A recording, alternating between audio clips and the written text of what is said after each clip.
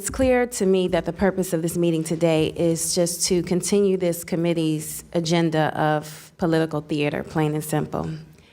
Democrats have been very clear, abundantly, repeatedly, and without room for ambiguity. We want to hear from anyone who has information about the Epstein crimes. And yet, when former President Clinton and former Secretary Clinton offered to cooperate with this committee to submit sworn statements, to provide what they know, to engage in good faith, the majority said no.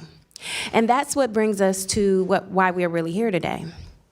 The majority is rushing to hold in contempt two private citizens who have demonstrated their desire to cooperate with this committee and who have called for the release of every file on Jeffrey Epstein, all while the Department of Justice and Attorney General Pam Bondi are breaking the law in plain sight.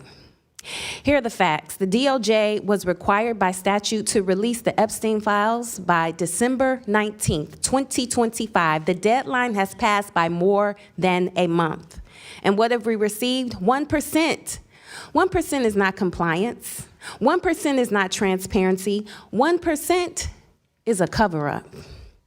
What about the 1% they actually release? We've seen redactions that are extensive, unusual, and very likely illegal.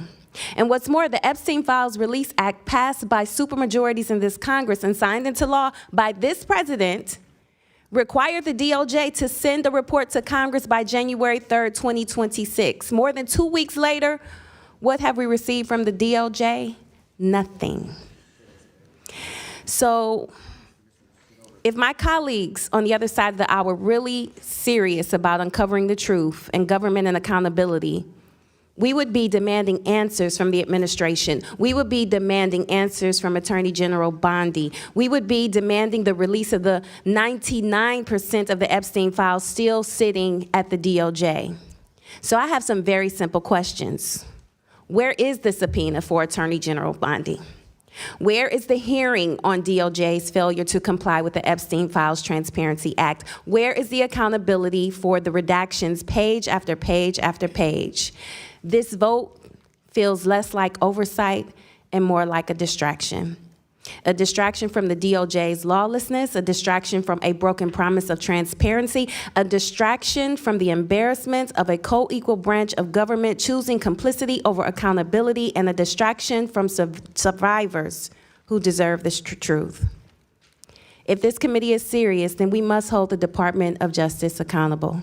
Release the files, all of them, and stop playing politics with justice. Survivors deserve better.